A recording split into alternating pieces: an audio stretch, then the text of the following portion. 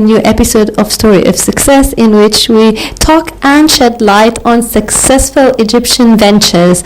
So we'll be back after the break, so stay with us.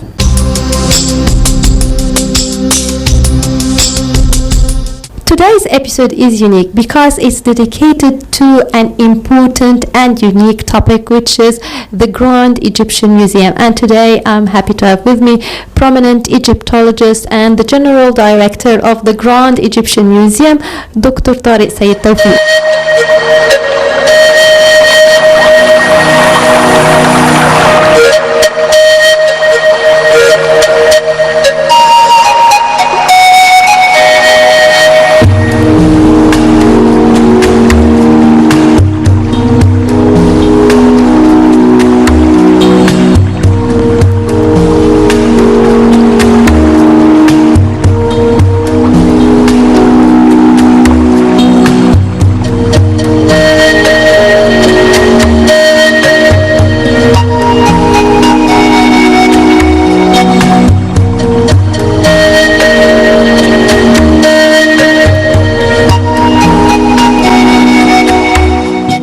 نقل حوالي 17,000 قطعة بقت موجودة هنا، اتنقلت من المتحف المصري بصفة أساسية ومن مواقع أثرية مختلفة من مصر. Dr. Tariq, welcome with us.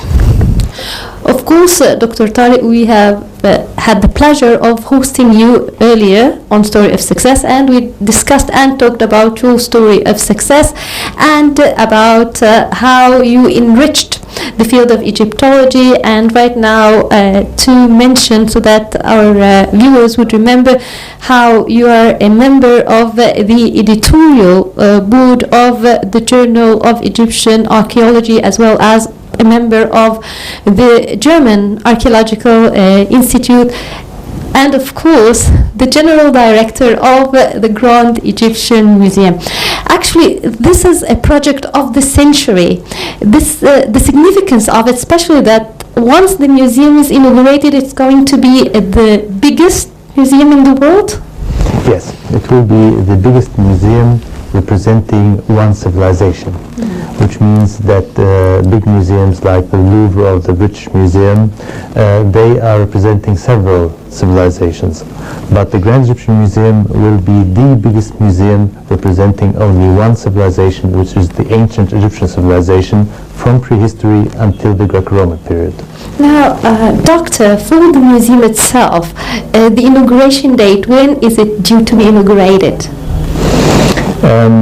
We are aiming now for May 2018, and all the preparations now are going very well in this direction. Now, the extent of the stages undertaken, are there still a lot of construction work? Because right now we're talking about almost 3 years left. So to what extent have the building of the museum been established, or the extent of the construction? Actually, about 80% of the concrete works have been already achieved.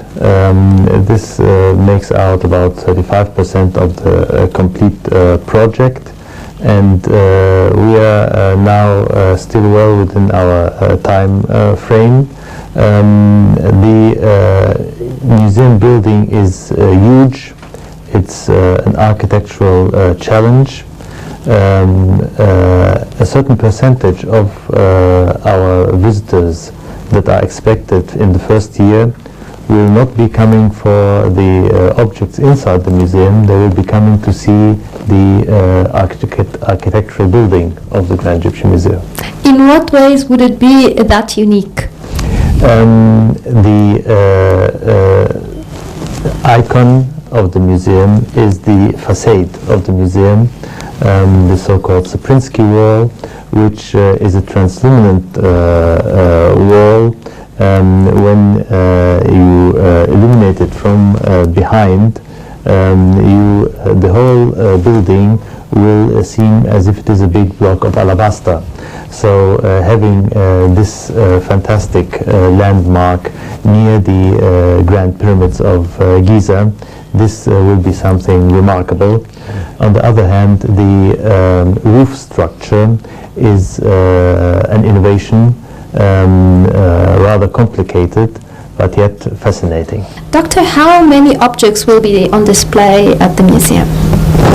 The Grand Egyptian Museum will house 100,000 objects. 50,000 objects will be on permanent display. Another 50,000 objects will be in accessible storage, which means that researchers can easily access these objects within a few minutes in order to facilitate scientific work. Now, that number, what percentage is that of the stored ancient Egyptian monuments? Like, can the Grand Egyptian Museum house most of our monuments? A small percentage? Would we need to build another museum? Actually, the two big projects in Egypt, the Grand Egyptian Museum and the National Museum of Civilization, the storerooms of both of these museums should be sufficient to house most of Egypt's archaeological treasures right now. So I think these museums are sufficient to house the archaeological treasures for the next 50 years at least. Now, what would happen to the monuments in the storerooms? Like, would these be rotating? Would they be at a certain point put on display? Rotation will be one aspect, but also the Grand Egyptian Museum will have two quite big areas for temporary exhibitions. So Egypt will start entering the field of specialized temporary exhibitions where a certain topic is dealt with in all detail in a new, fascinating and enjoyable way. So these objects will there be taken under special focus and in an interesting way. Well, I'm quite curious. Other than things like King Tutankhamun's treasure or the masterpieces of the museums in Egypt, what would determine that a piece would stay in storage or be put on display? Actually, there are several different points of view concerning if an object is chosen for display or not. For one, it's the level of knowledge about this object and the level of research about it. So is there an interesting story about it? And then, of course, the visibility and the visual clarity of the object for the visitor. So the object should, of course, also attract the visitor in order for him to be interested to understand and to read more about this object and to get the information about it. Now, attached to the museum there is a highly sophisticated conservation center. Now, is this common in the various international museums? Of course, most museums have a restoration center, but normally they are quite small. In the case of the Grand Egyptian Museum, as it is the Grand Egyptian Museum, also the conservation center is grand, and it was very well planned as it was already inaugurated in 2010. And since then,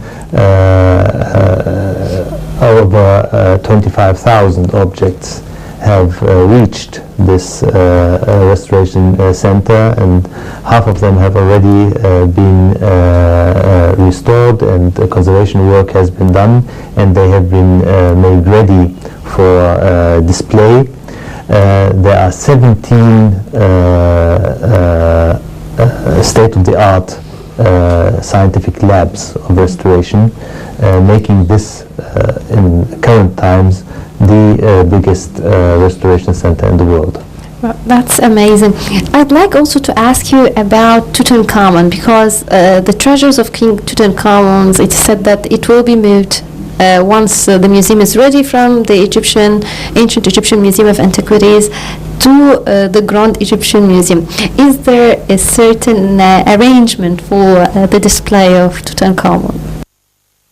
Actually, this was one of the things that was very challenging for me when I took over the Grand Egyptian Museum in August 2014, as I had to ask myself, displaying Tutankhamun. Tutankhamun has been on display since 1922. So what is new?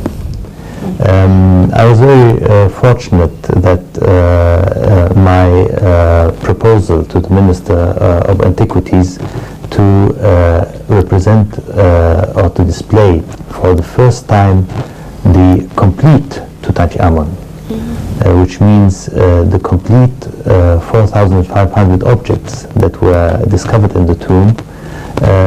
This idea was accepted, and now not only a third of the objects which are on display in the Egyptian Museum at Tahrir will be on display in the Grand Egyptian Museum, but 4,500 objects from the tomb of Tutankhamun. And in May 2015, we held at the Grand Egyptian Museum the first International Gem Tutankhamun conference with very prominent international attendance, and there I presented the Egyptian concept for displaying Tutankhamun, and of course I'm very proud that my idea for this display was accepted internationally in this welcoming way. The idea is rather simple, and I wanted it to be simple for the visitor to understand. The two big galleries in which Tutankhamun will be displayed on a huge area of 7,000 square meters will be divided into four parts, representing the four rooms of the tomb of Tutankhamun. And the objects will be displayed in these areas according to the rooms where they were found. So for the first time, the objects of Tutankhamun will be put into context, and this will disclose fantastic new stories and background information about Tutankhamun, his reign, religion in his time, lifestyle in his time,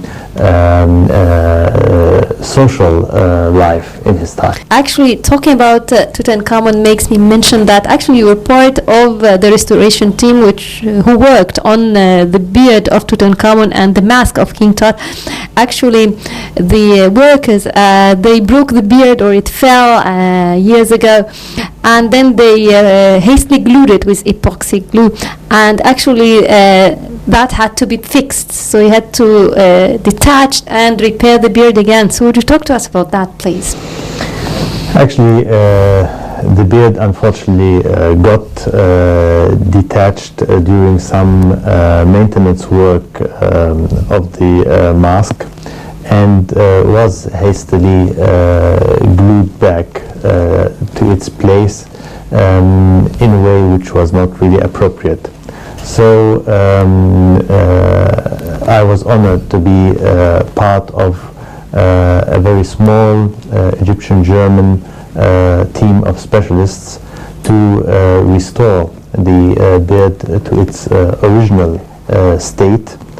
And we used this unfortunate incident to make a very thorough study of the mask of Tutankhamun, and during the cleaning work of the chin of Tutankhamun and of the beard itself in order to prepare it for reattaching it, some very new, interesting information was disclosed about this beard, and especially about the way it was attached to the chin, as there was an inner tube on which the beard was only slit upon, being held by beeswax.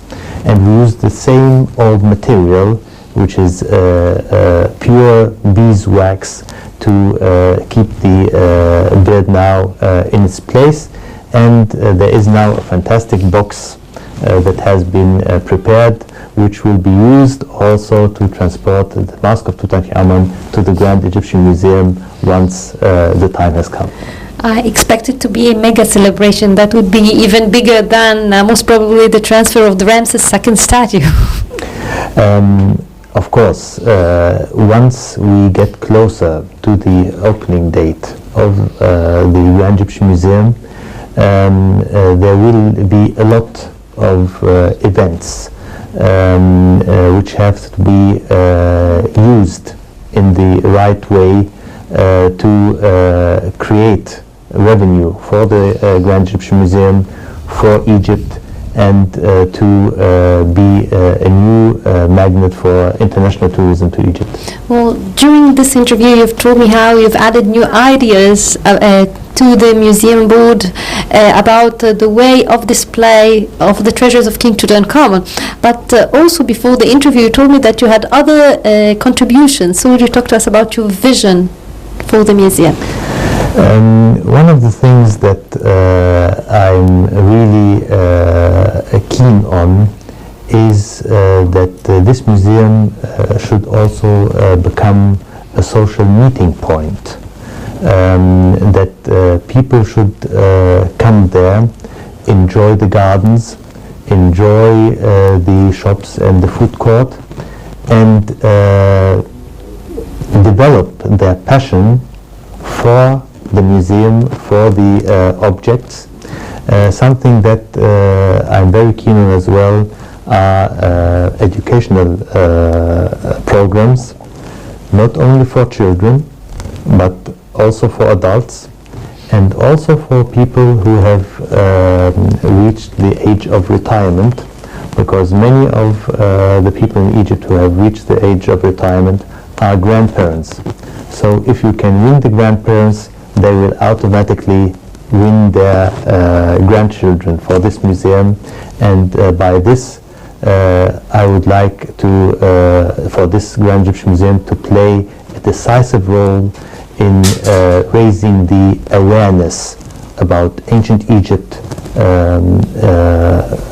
with the youth of Egypt. What about the method of display? What's the plan for it? Is it going to be chronological according to the types of objects? This was again a challenge, but the solution was creating a new identity for this museum, and the identity is kingship and eternity. So you will have a case study, which is Tutankhamun, and of course Tutankhamun was a king, so this is kingship, and his tomb was a quest for eternity.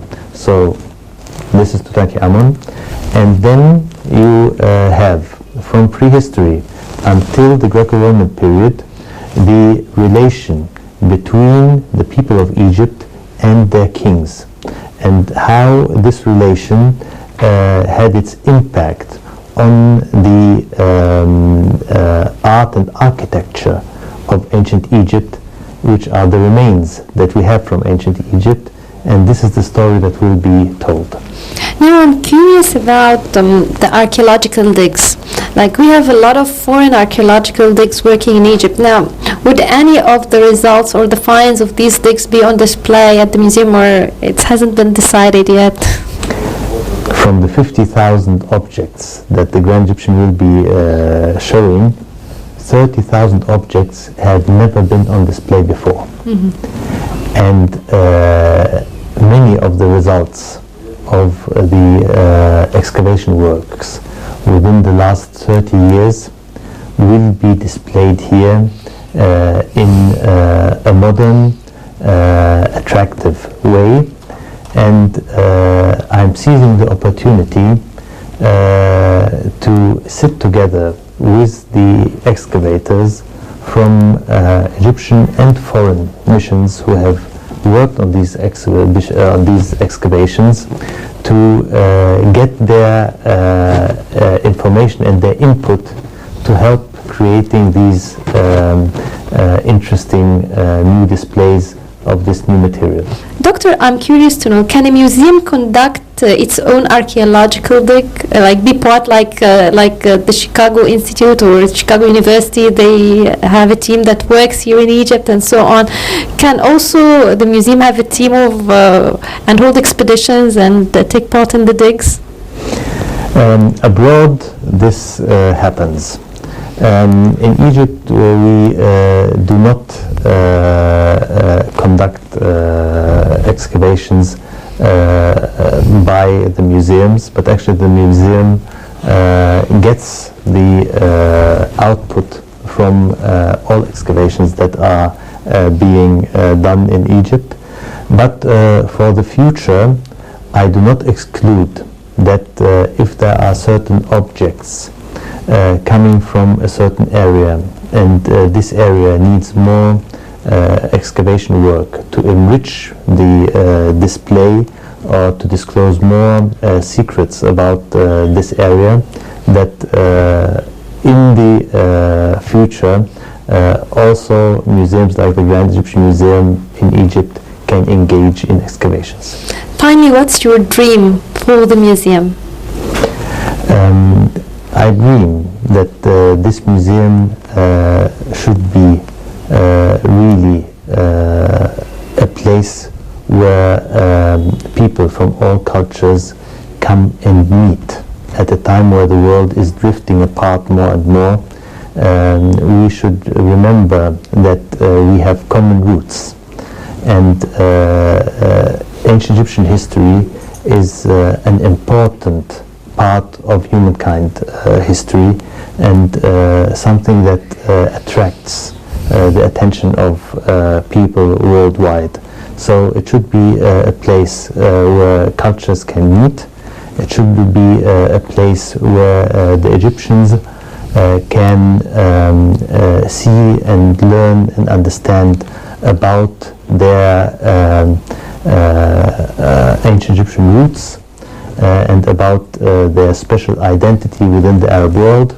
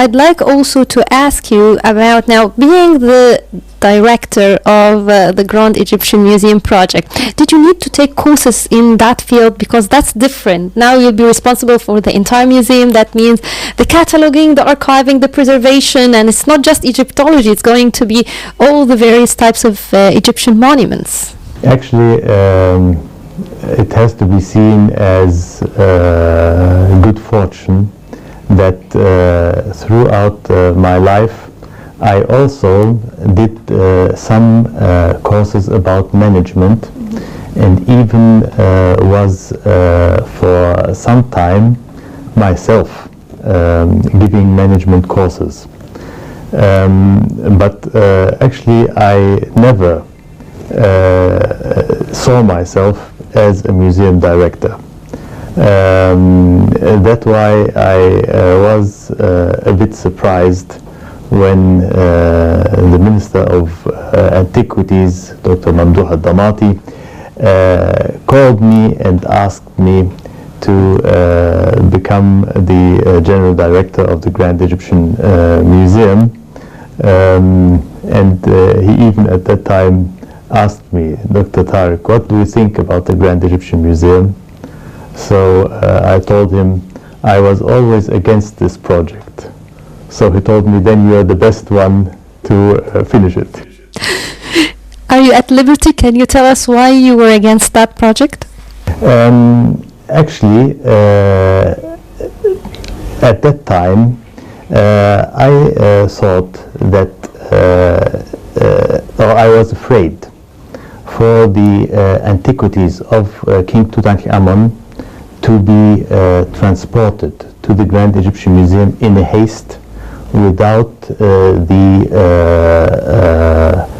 needed studies and without the needed care and without the needed without time pressure. And this is one of the reasons why I took this heavy burden upon myself, because something that I was criticizing, when I'm then asked on such a high level to do something about it, then I should do it or else never criticize it again. Unfortunately, the time of this episode is up, but we will be continuing together in the next episode. Dr. Tariq Said Tawfiq, thank you very much for this interview. And we'll still be continuing with him in the next episode of Story of Success. So till then, it's goodbye.